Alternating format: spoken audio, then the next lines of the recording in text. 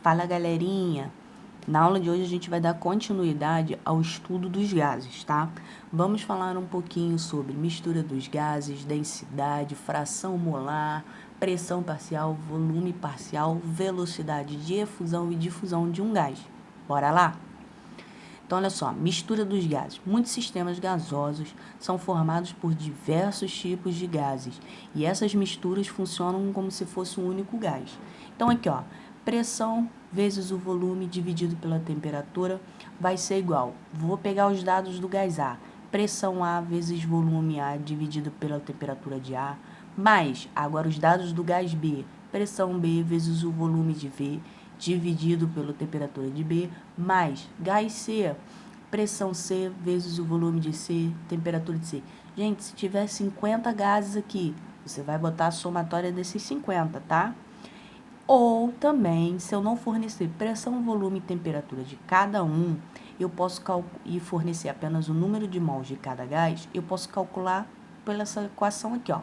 Pressão vezes o volume vai ser igual somatória dos números de mol. Se eu disser assim, que tem 3 gases, um é 2, um é 5 e um é 8, eu vou somar 2 mais 5 mais 8 e vou jogar aqui no meu valor de N, tá?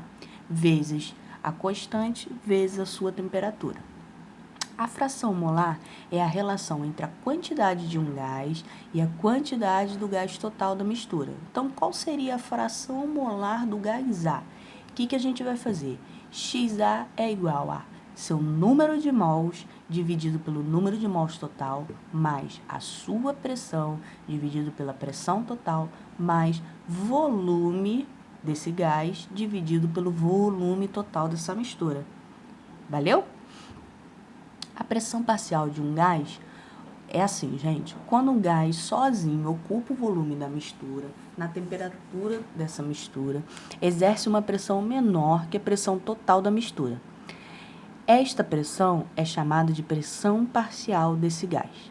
A soma das pressões parciais de todos os componentes de uma mistura gasosa é igual à pressão total da mistura. E esta verificação corresponde à lei de Dalton. Se eu falar assim, aplique a lei de Dalton no sistema gasoso, eu quero saber as pressões parciais dos gases. Como é que ficaria? Pressão total igual a pressão do gás A mais a pressão do gás B mais a pressão do gás C. E podemos relacionar essa pressão total e a parcial com a fração molar na mistura, que ficaria a pressão do gás A é igual a fração molar desse gás vezes a pressão total.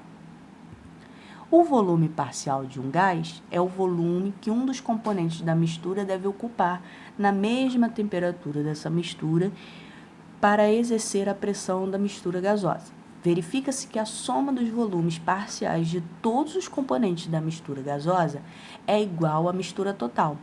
E este fato é conhecido como a lei de Amagati.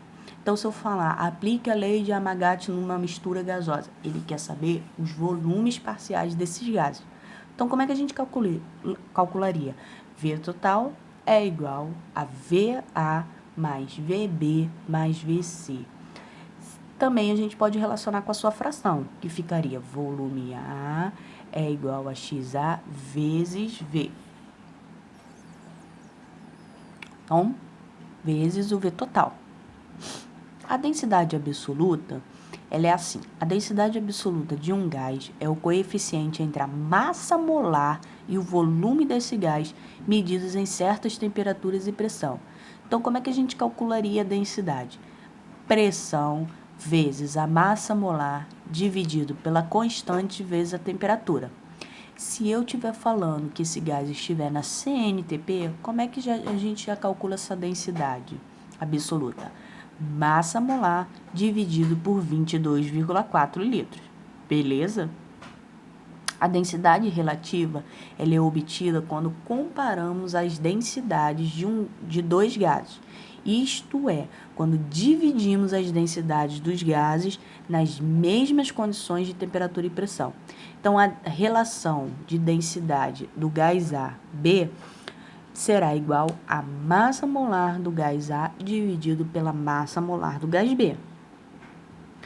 Lei de efusão e difusão, a gente já trata sobre a velocidade de difusão e de efusão que é dada pela lei de Graham, que diz assim: a velocidade de difusão e de efusão de um gás é inversamente proporcional à raiz quadrada de sua densidade.